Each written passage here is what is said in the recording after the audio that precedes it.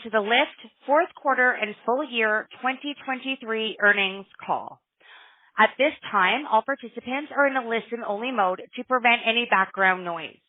Later, we will conduct a question-and-answer session, and instructions will be given at that time. If anyone should require operator assistance, please press star, then 0 on your touch-tone telephone. As a reminder, this conference call is being recorded.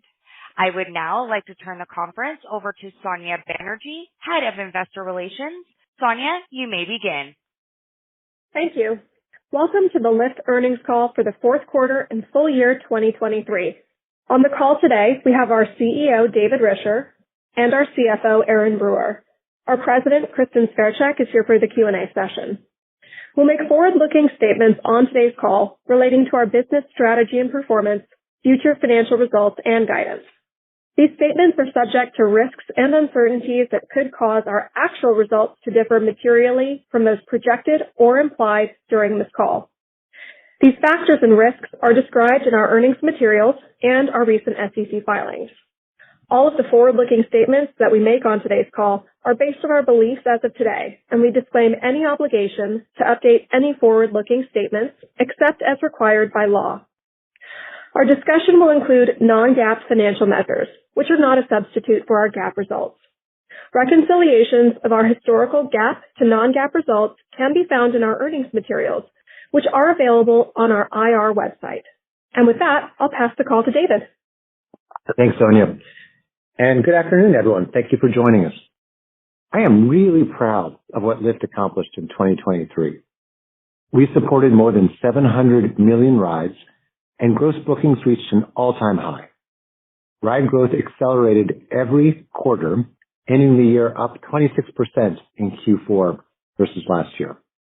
More than 1 million drivers collectively earned over $8 billion using Lyft.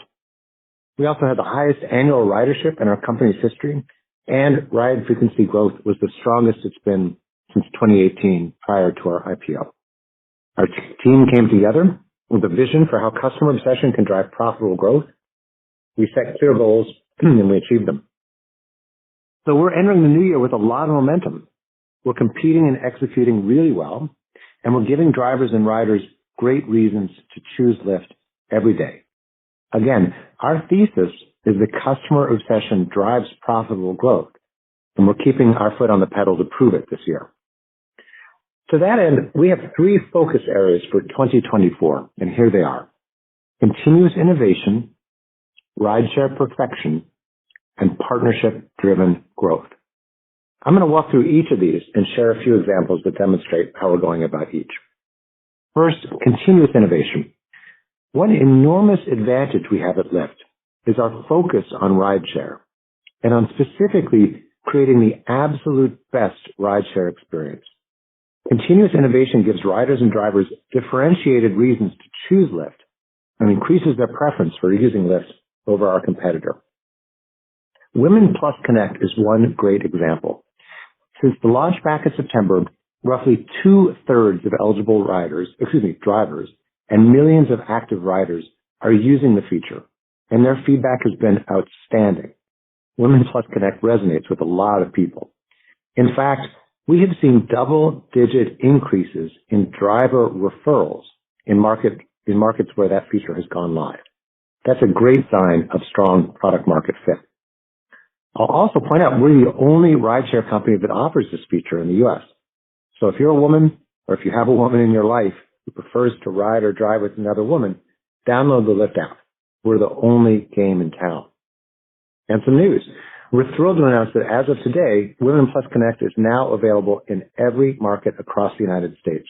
Over 295 cities, including Atlanta, Boston, Chicago, D.C., L.A., and of course, New York City. In fact, if you're in New York and out of the snow, check out our billboard in Times Square if you can. Huge thank you to Christina Aguilera for being such a great advocate. Another great example of how we're innovating is our new pay standard for drivers. We have made a commitment that Lyft drivers will earn at least 70% of rider payments each week after external fees. Most Lyft riders earn more than that already, but there are instances where that's not the case. The rideshare industry talks a lot about driver earnings, often in terms of averages. But with averages, some people walk away unhappy. That's why we've designed this as a guaranteed floor. Our intention is to set a standard for transparency, raise the earnings bar for our sector, and further increase drivers' preference for Lyft. In turn, that reduces prime time, which riders strongly dislike, it shortens ETAs, and results in higher rider preference and usage of Lyft. That's what continuous innovation looks like. Our second focus area relates to the way we execute, what we call rideshare perfection. You've heard us talk a lot about customer obsession. Drivers and riders have very high standards. So we put an enormous amount of effort into perfecting the rideshare experience, and we'll do even more in 2024. Let me give you an example of this kind of perfection and how it drives our business. In mid-November, we launched our on-time pickup promise as part of our scheduled ride product.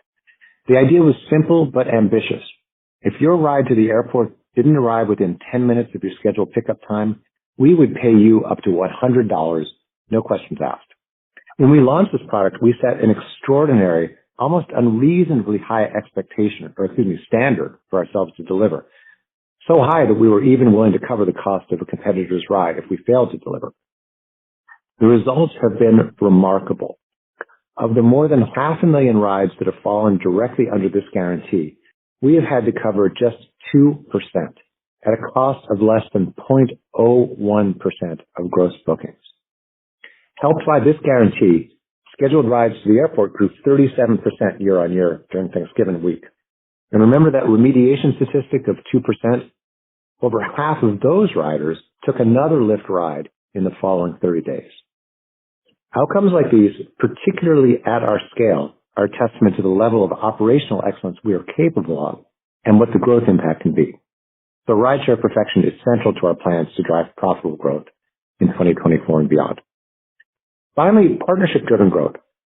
Last year, approximately 20% of our rides had a direct connection to one of our partners.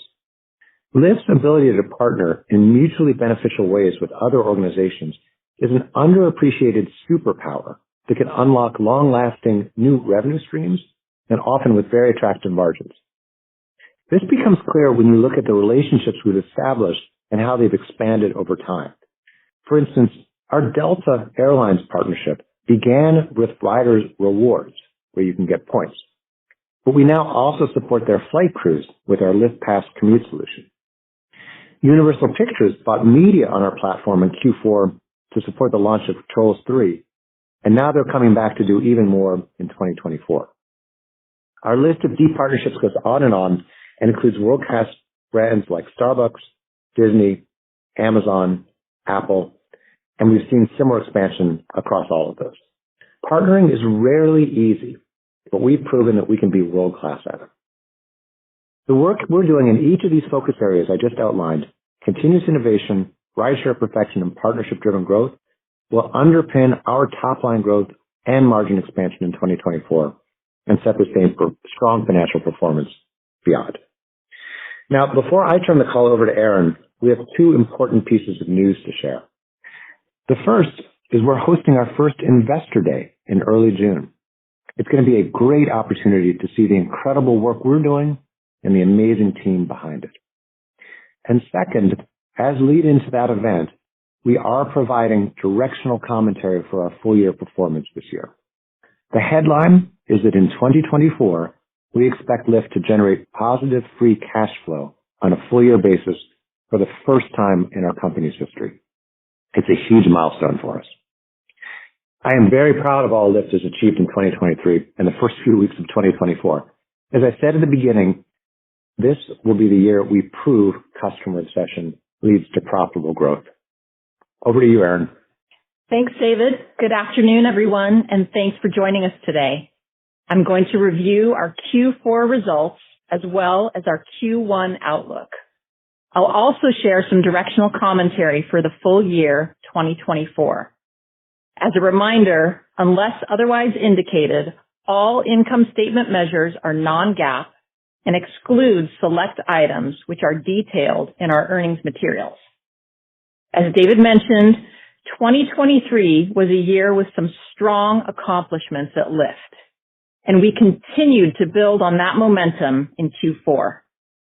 We are prioritizing operational excellence and seeing great results. Driver hours grew 47% year over year in Q4. This reflects strong engagement by existing drivers and meaningful growth in new drivers.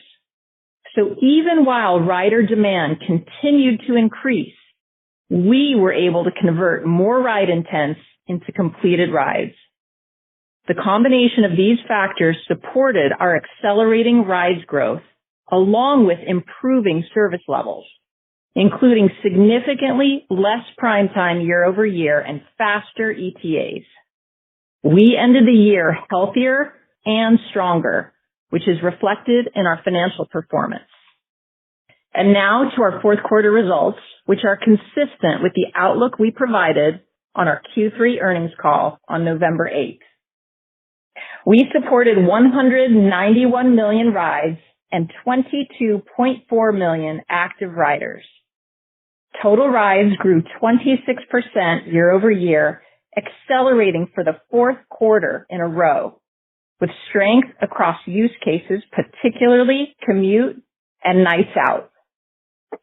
Ride frequency, referring to the average number of rides per active rider, grew double digits year over year, with rideshare only frequency growing even faster. Gross bookings exceeded $3.7 billion, up 17% year over year. This reflects strong rides growth, partially offset by lower prices year over year, given our competitive focus and improving health of our marketplace. Revenue exceeded $1.2 billion, up 4% year over year, reflecting those same dynamics. Cost of revenue was $736 million, down 3% year over year, as we lapped the insurance reserve charge we took in the fourth quarter of 2022 that affected cost of revenue as well as G&A. Operating expenses were $450 million, down 35% year over year. As a percentage of gross bookings, operating expenses were 12%, reflecting an improvement of roughly 10 percentage points versus Q4 of 2022, as we lapped the charge I just mentioned, along with savings from our recent cost restructuring actions. Adjusted EBITDA was $67 million, which as a percentage of gross bookings was 1.8%. I will remind you that our updated third-party insurance agreements went into effect at the beginning of Q4.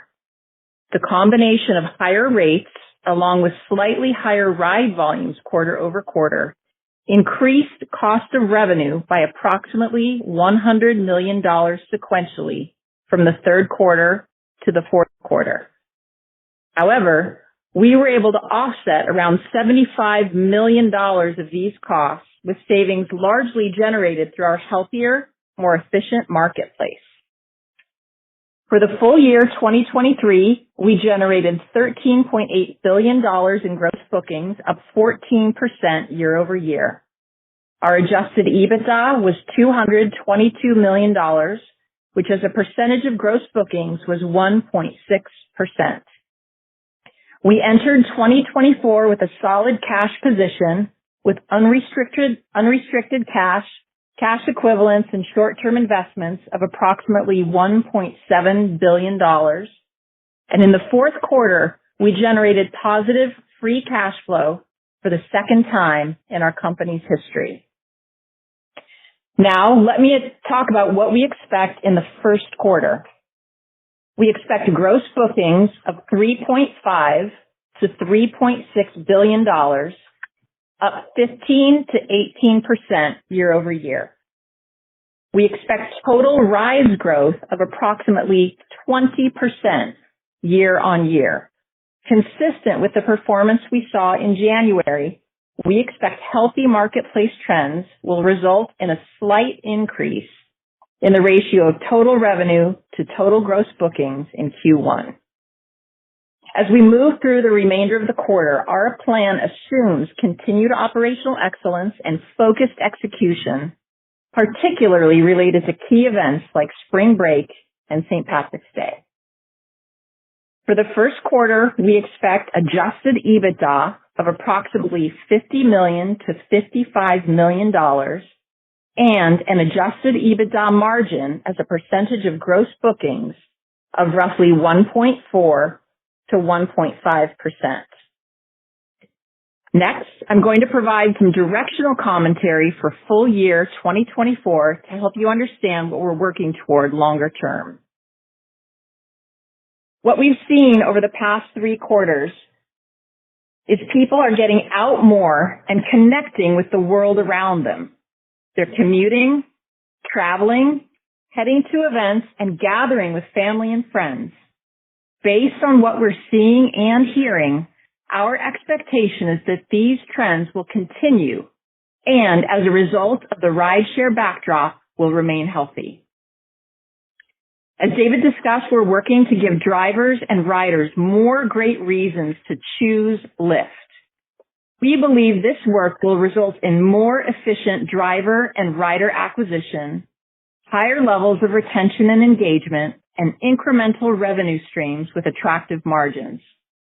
With these factors in mind, for the full year 2024, we expect total rides growth year over year to be in the mid-teens.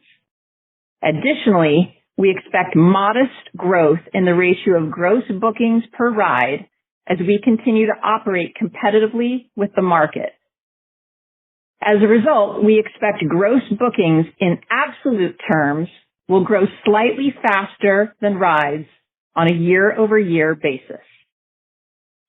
The combination of top-line growth, operational excellence, and continued cost discipline, with the full-year impact of our more efficient cost structure, is expected to drive approximately 50 basis points of expansion in our adjusted EBITDA margin as a percentage of gross bookings to 2.1%. In 2024, we also expect to generate positive free cash flow for the full year for the first time. This is an important milestone for Lyft. Relative to 2023, there are 3 key drivers that support our free cash flow plan: higher levels of adjusted EBITDA, reduced capital expenditures since our planned bike share fleet electrification upgrades are now mostly complete, and finally, reduced cash outflows related to the change in working capital, largely reflecting the maturity of our insurance program. Let me spend just one more moment on that last point. Our current insurance risk transfer structure is entering its 5th year, and we've now worked down the vast majority of our legacy exposure to periods where we were largely self-insured. As a result, we're now in a place where our insurance-related accruals and our insurance-related cash payments are expected to be more balanced than they've been over the past few years. I would note that our quarterly free cash flow trends will vary, so I'd encourage you to focus on the full year.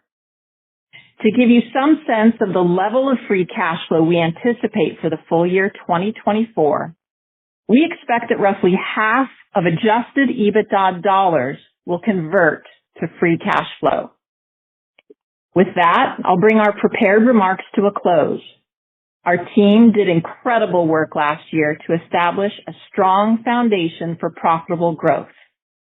In 2024, our priorities are clear. We're focused on drivers and riders, and we're excited to continue to build and innovate. It all adds up to one theme. We are building a customer-obsessed, financially strong business. I look forward to introducing you all to more of our management team and to having a more in-depth discussion at our Investor Day in June. Operator, we're now ready to take questions. Thank you.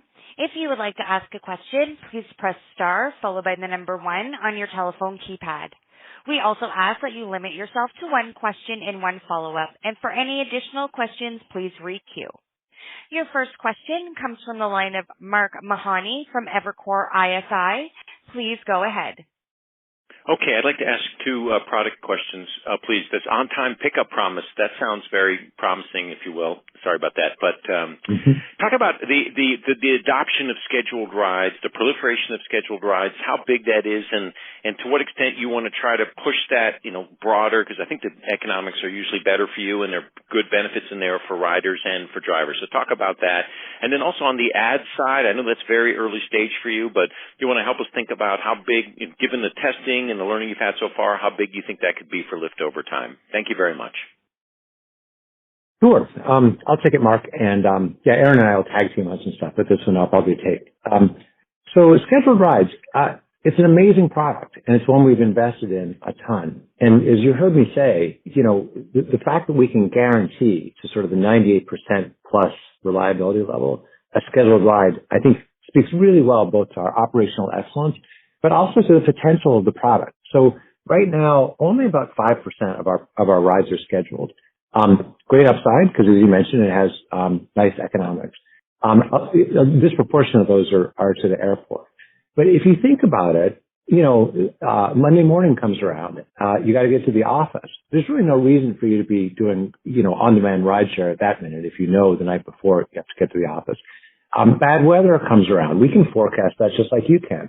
There's really no reason for you not to schedule a ride up front there. So we actually see there are a lot more use cases building on this infrastructure we've built. And I think there's a lot of upside, again, for riders, but also for drivers, because drivers do get paid more. In fact, quick aside, we just did a release last week, and we're now paying drivers to wait as well, which is something that drivers really care about. So it's a good win-win. On the second question, media, again, so much opportunity. I think, if I'm not mistaken, I think our Q4 media business was bigger than what it was in all of the prior year, 2022. And the reason for that is brands are hungry for new ways to connect with their customers. And from the moment a person asks for a Lyft, you get sort of this matching screen. And if you've used Lyft recently, which of course I hope you have, you may well have seen an ad. We actually had a almost sold out, I think, ad run around Super Bowl, and so on and so forth. So anyway, you get an ad there. And then, if you're in the car, you're in the car for some 7 to 10 to 12 minutes, and people tend to, check their app. Actually, to be more precise, the typical ride is more like 15 minutes. And people look at their phone about 9 times during that 15 minutes. They're very sort of open and receptive to high quality content. And so we're working really closely with, the Disneys of the world, the Universals of the world, the Apple computers of the world, and so on, to produce very, very high quality content. We've actually just released a video ad unit, as an example, that we think is going to be captivating, engaging, interesting to riders, and, obviously has good margin characteristics. By the way, we hope to be able to share some of those economics back with drivers as well, particularly for the in-tablet or the in-car tablet use case, which we've got about 9,000 tablets out there. So anyway, a lot more to talk about here, but we're super excited about it. Just the numbers are fairly small now, but we've got, big aspirations. Thank you, David. Sure. Your next question comes from the line of Nikhil Devnani from Bernstein. Please go ahead. Hi there. Thank you for taking the question. Thanks for the directional 24 commentary as well. Could we just please clarify the EBITDA margin expansion? I think the slides say 500 basis points, but Aaron, you mentioned 50, so I think it is 50, but if you could just clarify that again, please. And then can you talk about the underlying assumptions, even if it is 50, between kind of the gross margin and the OPEX levers at your disposal? Where do you kind of see the most room for that leverage to come through? Thanks, Nikhil. This is Erin, and this is actually a correction from the press release. You're correct. In my prepared remarks, I referenced 50 basis points of margin expansion. So if you look at our full year performance for 2023 at 1.6%, you can translate that into approximately 2.1% in terms of our directional commentary in 2024. And so I think your second question was more about, growth levers as we see them for 2024. And I'm happy to talk about that, but I might also turn it over to David just to start and set the stage. Yeah, why don't we tag team on this? Nice Yep. to hear from you, Nikhil. By the way, I read your report last week. So anyway, I'm going to zoom out for a second because it sort of gives us the opportunity to speak a little big picture of where we're going, what we've seen and where we're going. And I'll talk about growth broadly speaking. So, at the top line, first of all, we see actually super healthy industry dynamics and frankly, good sector growth. Back to work is definitely a thing. Travel is definitely a thing. All the macro trends that you see, and we look pretty closely and try to detect any reasons to worry, and really just can't. Again, not your question, but just to sort of set the stage, I really can't find much to worry about there. A lot of sort of growth that's coming, some from post-COVID and some from just the fact that we've got a great service and people are adopting it. So then when we sort of go down a level, again, of course, I talked about continuous innovation and rideshare perfection and the partnership-driven growth. I think each of those, both individually and collectively, really add to a very, very strong growth story on the side. Now, I think, Nikhil, and you'll have to refresh my memory because it's been a while already since you asked the question and we've been blabbing here. Maybe just rephrase the end of that question and we'll sort of try to hit it with more directly. Yeah. Thanks, David, for the top line color. Yeah, I was just trying to get a better sense of the core margin drivers at your disposal and really how you're thinking about the evolution of gross margin as well as OPEX leverage to kind of get you that 50 basis points of expansion as the year goes on. Yeah, love it. Yeah, Erin will grab it now. Yeah, thanks, Nikhil. So, first and foremost, to reiterate a little bit of what David said, as we came through the back half of 2023, we saw real health building in the U.S. rideshare market, with trends I mentioned related to travel, commute, et cetera. And against that backdrop, we executed really, really well. And so as we look into 2024, we see the same healthy backdrop as we think about rides growth. And David touched on some of the pillars and the way that we think about that overall. So we not only see that rides and gross bookings growth, but we see that growing in an efficient way. So I touched in some of my remarks on some of the trends we're seeing both on the driver side, right? Drivers choosing to drive more with Lyft, spending more hours with Lyft. That really contributes to the efficiency, the way that we efficiently run our marketplace. And David touched on things like partners expanding with Lyft. And so those are areas that we continue to see growth overall. And then as you think about leverage, as we engage in a much more efficient way, that creates an opportunity. And then to your point, as we think about operating expenses, we obviously took the significant cost reductions in 2023, and our directional comments for 2024 really are grounded in continued operating expense discipline. So even as we are able to grow the top line, engage more efficiently with the market, et cetera, we retain that operating expense discipline. And our plan does contemplate, on the insurance side, we have great visibility into the first 9 months, given our renewals at the beginning of the fourth quarter of last year. But we are contemplating some increases in the back part of the year. That is fully contemplated in the directional guide that we've provided. But we think we have, a number of different levers upon which we can continue to expand EBITDA margins into the full year. I'm going to go in a little wilder on this one. So, because there's a lot of interesting opportunities. So, Mark asked a question about priority pickup, and actually not priority pickup, sorry, scheduled rides, which is a slightly higher margin product. Priority pickup is another. Extra comfort is another. We've talked about that a couple of times. We launched that in October. It's a slightly premium priced product, so $1 or $2, call it. But our costs are not significantly different. So if you look at mix, there's lots of opportunity there. And then again, back to the point of media, that's a very high margin business for us, as well as a lot of our partner originated rides. So, I'd say a lot of our focus so far has really been on that, growing top line in a very efficient way and in a sort of a structured, financially strong way. I think we've got real opportunity on the margin side, which is reflected in the remarks that Erin just made. Thank you both. Appreciate it. Sure. Your next question comes from the line of Doug Anmuth from JP Morgan. Please go ahead. Hey, this is Wes on for Doug. Thanks for taking the question. You're guiding to ride growth mid-teens in 24. How should we think about kind of the pace of, deceleration from 20% from here?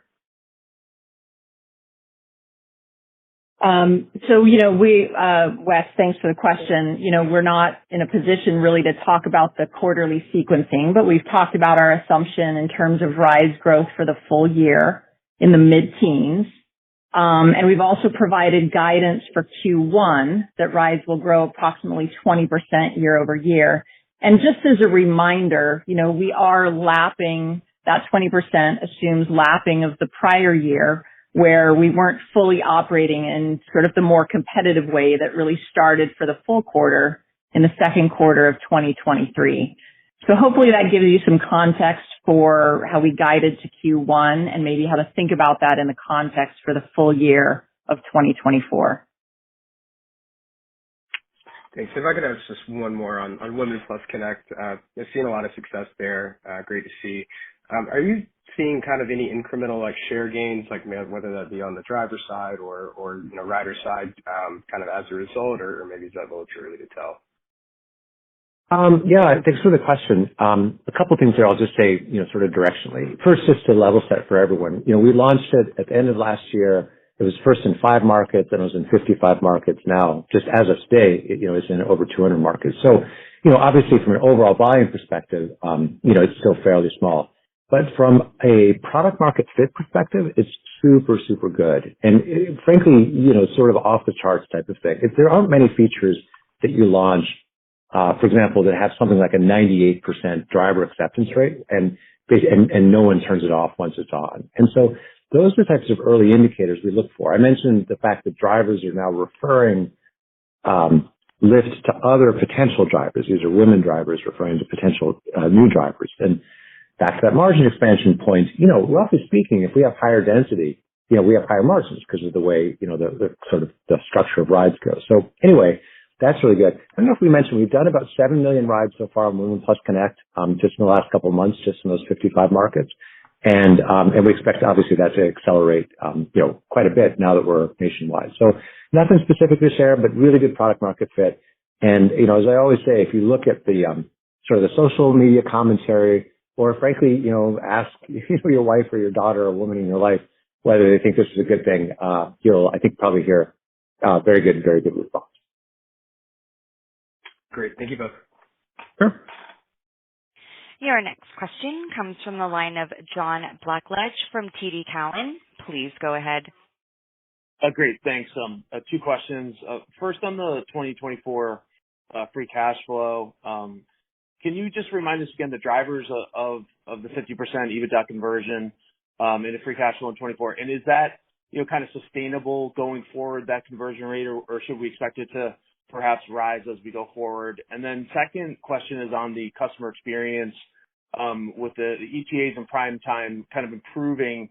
Could we see further incremental improvements in both of those consumer experience metrics in 2024? Thank you. Thanks so much, John. I'll start with the first question and then turn it over to David. So, as we mentioned in our prepared remarks, very pleased to give this directional commentary on free cash flow for 2024. From where we sit today, we believe we've reached a turning point, and it's an important milestone overall for our company. In terms of what's driving that, first and foremost, obviously, just operating a healthier business, right? We've got adjusted EBITDA growth and expansion year over year. And then I talked a little bit about the transition with respect to our insurance program. So there was a period of time in our history where we were largely fully self-insured. As insurance works, it can take up to 7 years for claims to fully resolve. Now, while we did transition to our risk transfer structure about 5 years ago, and we are at the tail end of the legacy book, it's not fully resolved. And so, again, meaningful progress this year, but there's still some resolution of that legacy book to go. So I think you can think about that somewhat in the free cash flow conversion, if you will, directional commentary we've given for 2024. The last thing that I would say is I obviously touched on our capital expenditures moderating year over year. This is largely because, we invested in 2023 in updating our bike fleet across our bike and scooters business. And we've got a much larger mix of e-bikes that allows us to, first of all, riders love them. Second of all, it allows us to be more efficient, and that's a higher margin ride overall, and just frankly an overall better experience for riders. So while most of that investment and deployment happened in 2023, there's still some more to come in 2024. So hopefully that gives you some additional color on free cash flow and a little bit about, how we're thinking of the conversion for 2024. But bottom line is, again, we feel we've reached a turning point and we're very focused on improving from here. Let me pick up on that, speaking of improving from here. So I'll give you some data about what we've seen and then maybe directionally in the future. What we've seen, and you mentioned ETAs specifically as well as prime time. So ETAs actually got faster in Q4, quarter over quarter and year over year than they've been before. So we saw a really nice directional movement there. Prime time, I can actually be more precise. We saw about a 40% reduction in the share of rides affected by prime time in Q4, again, year on year. So really significant, meaningful changes in both. So then the question is, how much further is there to go? And this is an area, look, here's a little personal story. I just finished a book recommended to me by a colleague here called Unreasonable Expectations. And my expectations are unreasonable. I will continue to push this very hard on this. And the team, I hope, is energized by it because, as you've seen with things like the on-time pickup promise, when we really focus on doing something, even at the scale we are, and just as a reminder, we're doing 2 million rides a day. One thing I sometimes comment on, a little riff here, is I look at an airline like a Delta Airlines, you might do 3,000 or 4,000 flights a day. Now, obviously, they're shipping around a lot of people. Those are 180, 200 passenger jets, but still, the scale that we're working at is really quite large. And so I remind our team, while it's large, it's no excuse. We still have to do just an unreasonably good job every day. So, I don't want to speculate on how much further we can go, but I will say we're quite focused on perfection. That's not a word we chose cavalierly.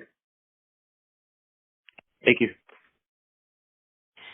Your next question comes from the line of Alec Brondolo from Wells Fargo. Please go ahead. Hey, thank you so much for the question. Two for me. I guess, why is now the right time to establish a 70% minimum driver payout threshold? It seems like all of the commentary suggests that industry supply trends are extremely healthy. And so I think that stands a little bit in contrast with increasing the payout. So just any commentary on the timing, I think, would be really interesting. And then maybe secondly, if I could ask one on insurance, you guys indicated correctly that, you've been mixing the business towards risk transfer. Obviously, in the U.S., your primary competitor, Uber, has been moving the other direction. They've been shifting their business towards captive insurance. I guess, how can we explain the differential in strategy there? And is there any concern that they're going to build, a structural cost advantage over Lyft by, leveraging the captive insurance muscle? Thank you. Yeah, we'll do one-on-one on that. I'll start with the first. So, a couple of things there. So actually, I'll start with an old chestnut. The best time to replace your roof is when the sun is shining. So we have strong driver preference for Lyft already. And that's been true for a long time, really since the earliest days of Lyft. I'd say it's one of the real sort of differentiators between Lyft and Uber on kind of a perception basis on the driver's side. And so we're leaning into that. And so behind the scenes, you might have seen the report that came out a couple of weeks ago from Gridwise that sort of suggested that Uber drivers' earnings have been decreasing. I think they estimated about 17%. Whereas ours have been going up over the same period. I forgot what the period was. I think 2 years, maybe a little over 2%. So in the background, we've been working quite hard at making sure that our drivers are paid as well as they can. And again, just for clarity, it's technically the riders who pay the drivers, and we just take a cut. So that's kind of the mechanics of it. So then we say, given those mechanics, the riders pay the drivers, and we take a cut. Well, what can we do to address a very consistent set of pain points that drivers have communicated to me often in quite personal ways, I might add, since the day I started. One is around transparency, a question of fairness. Are you taking too much? And then the second is a question of minimums, frankly. Why are there some drives where it feels like my rider pays $20 and I get, barely anything. So it was a very deliberate strategy on our part. It's been for some period of time to say there are two customers in every car. There's a rider and a driver. And if we can drive preference on both, that's what ends up creating marketplace efficiency, which then in turn, obviously increases service levels, or improves service levels, but also increases top line and margin. So it's really quite a self-fulfilling prophecy. And back to your question, around timing, sort of if not now, when? Like you sort of want to do it when things are going pretty well, rather than feeling like you're going to have to defend yourself. I'll say one last thing before I turn it over to Aaron. There's a piece we published last week that I would encourage everyone to read. Customer obsession doesn't just mean, listening to customers. Of course it means that. And trying to come up with things, innovating on their behalf. But it also means deeply, deeply understanding their needs so that the work that you're doing, responds to those needs. We published a white paper about 10 days ago, or actually I guess about a week ago. And it's called something like the Driver Transparency Earnings Report. I forget the exact name of it. But it's really quite a nice piece of work. And I'm going to brag on the team for a second. The team, quite a large team actually across the company, spent a lot of energy looking not just at gross earnings, which is how much drivers get paid, kind of off the top, but also net earnings. In other words, what they make after their expenses, their gasoline, their maintenance, their depreciation, even the cleaning of the car, all the marginal costs that you have when you drive for rideshare. And we did it for all kinds of reasons. Policymakers are interested in this, but frankly, so are we. We're really interested in understanding how much drivers take home. And on average, after all the expenses, the best we can see, and this is an average, you can see the quintiles in the report, but on average, $23.46 per engaged hour is what Lyft drivers make. And we're very proud of that. We think it stacks up really nicely against other potential ways people can earn money, particularly when you add the flexibility you get. So it was a very long answer, but really I think I hope reveals the way we think about driver supply, which is not just some generic number, 1 million drivers, making $1 billion, whatever, but very specifically, why do drivers drive? How much money do they make? And how can we give them a certain amount of assurance within the context of our business model, that they're independent contractors, that their take is fair. And Alec, I'll take your question overall on insurance. And so, in last quarter's conference call, we talked a fair bit about insurance. But what I'd like to leave you with is, insurance is priced per mile, right? So it's not as if there's a bulk discount as you think about that overall. And we continue to do a tremendous amount of work, implementing our strategy here at Lyft as it relates to increasingly building in features in our products, working across various policy initiatives, and doing a number of things that, we believe and we have demonstrated in the past have a positive impact on what has been a rate of increase historically over time. I couldn't comment on our competitors' choice about how they structure their program, but what I can tell you is the thought that is behind how we've structured ours.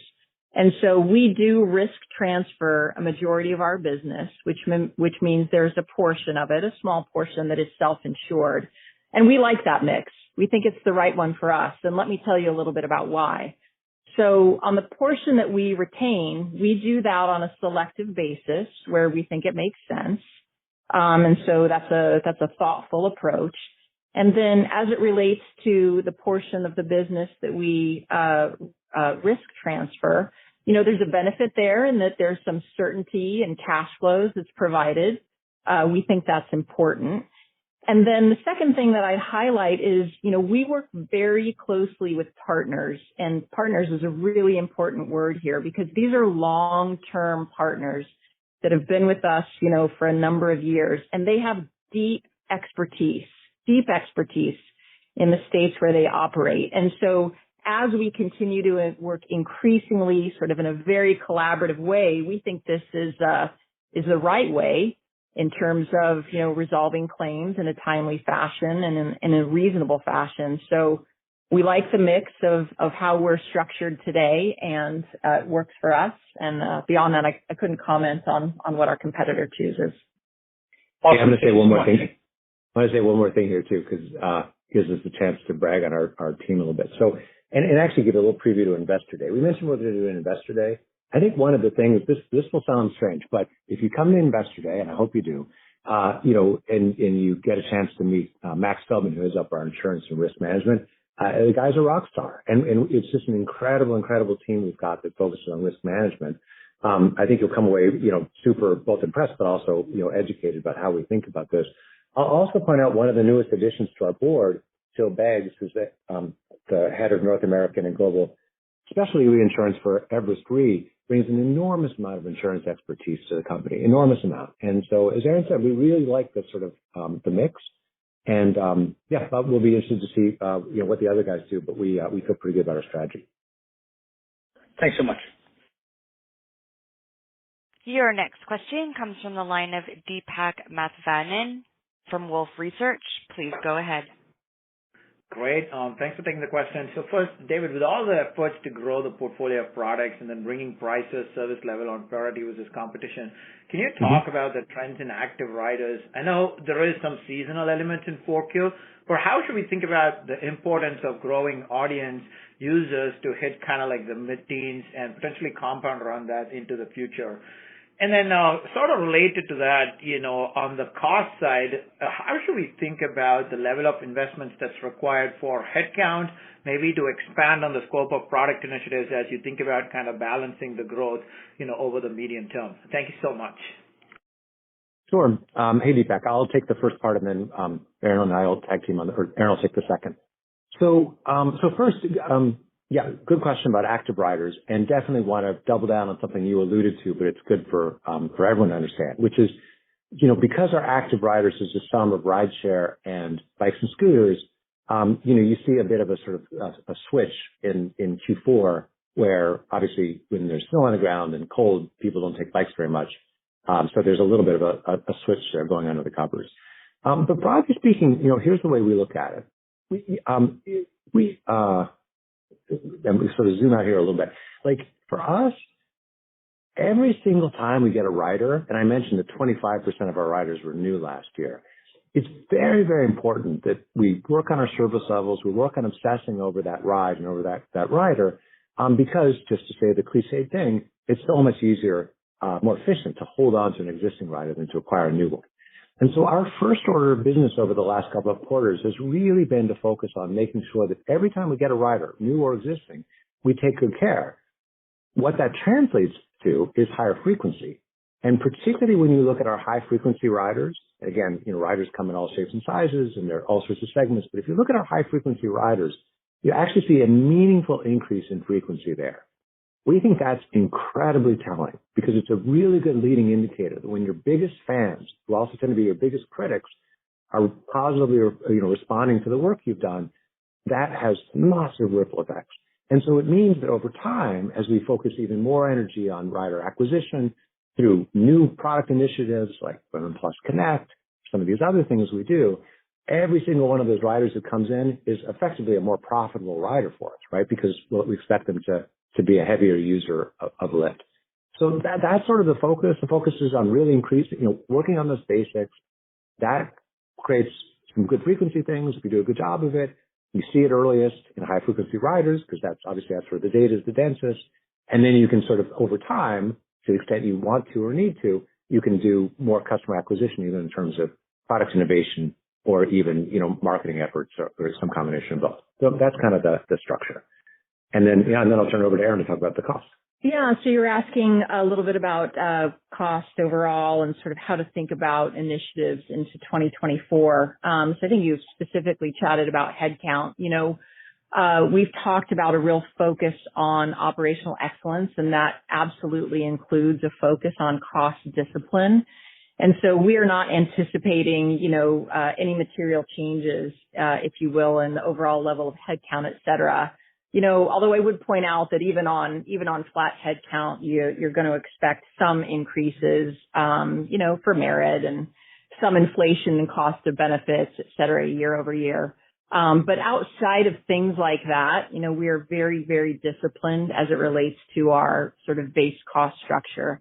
You asked about the cost of initiatives, and frankly, I think I'm going to go back to the driver earnings commitment because I think it's a really good framework in the way that we think about investing in these types of initiatives. So first and foremost, just want to emphasize, even though it's probably obvious, that everything associated with the driver earnings commitment is included in our outlook for 2024.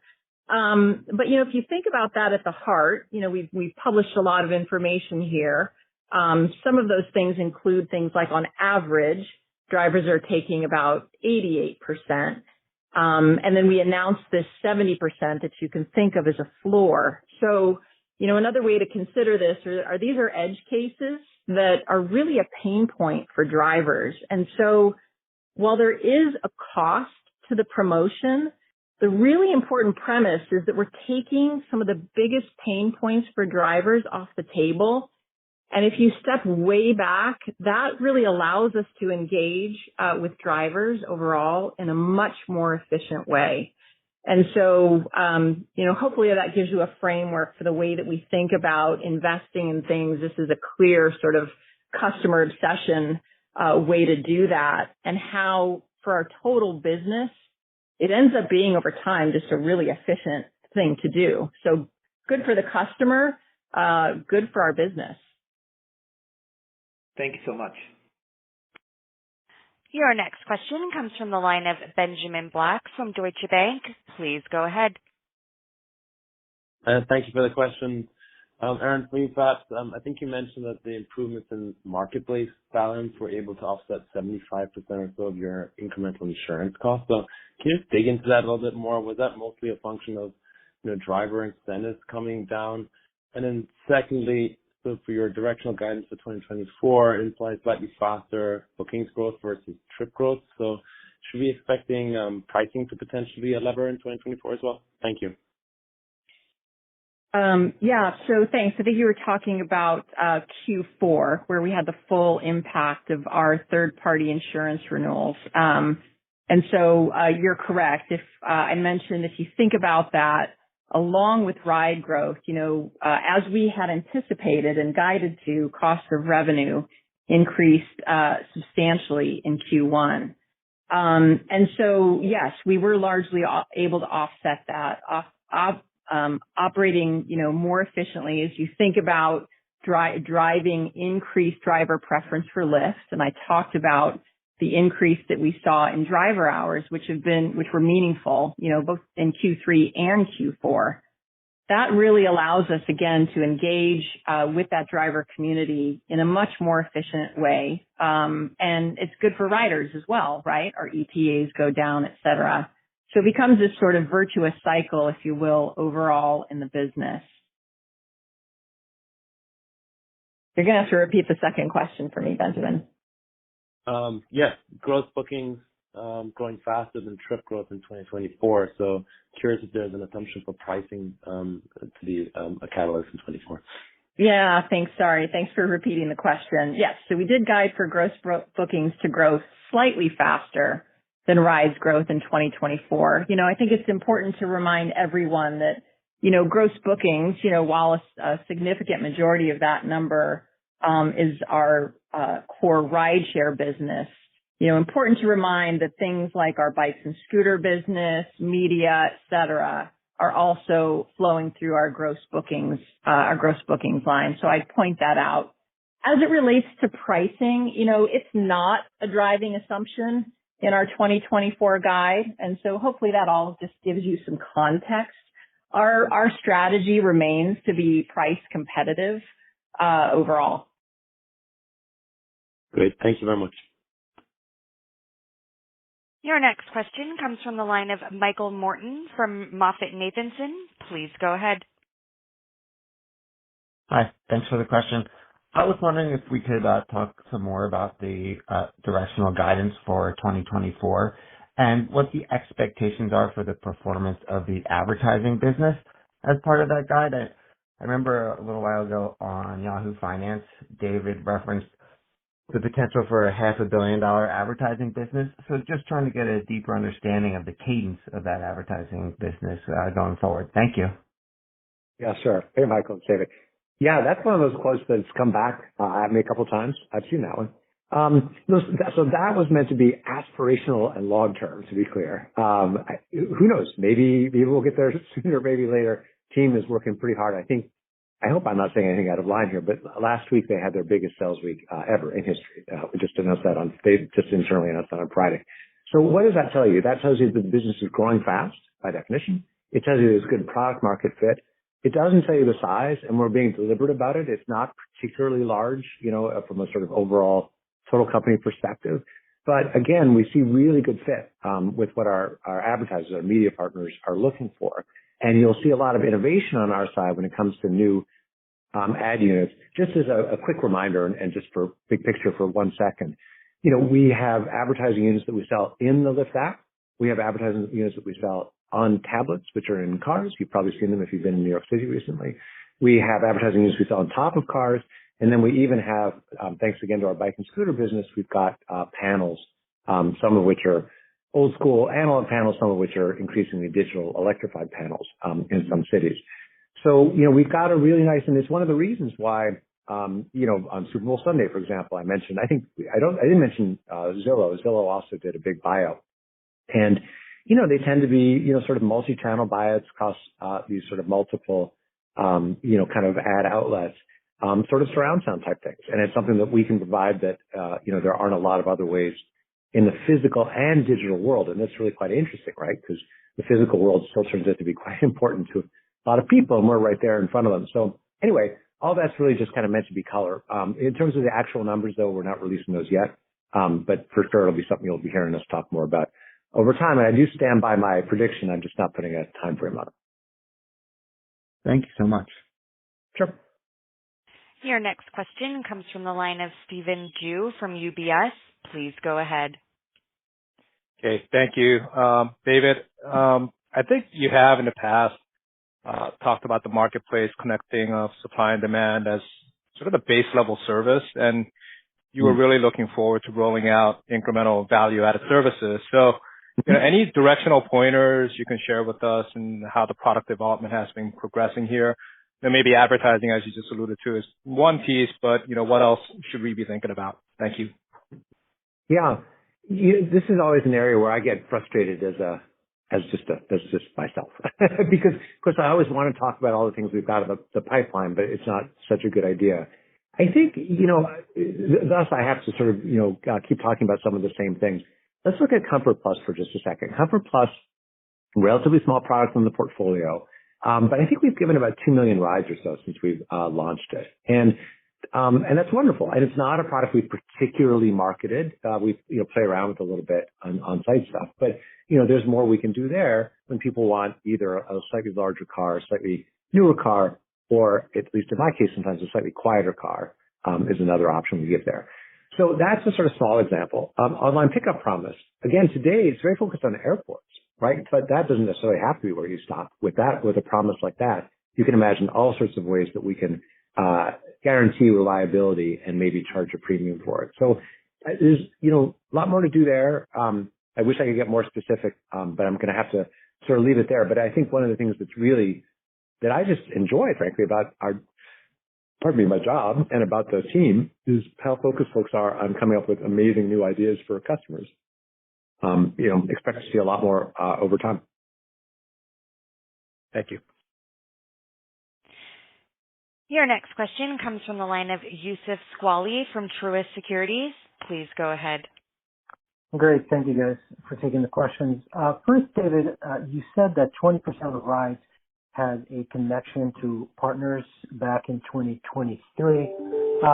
One, I was wondering what it was in 2022, and as you look at 2024, are you expecting additional, or is the guide baking in additional partners that have yet to be announced?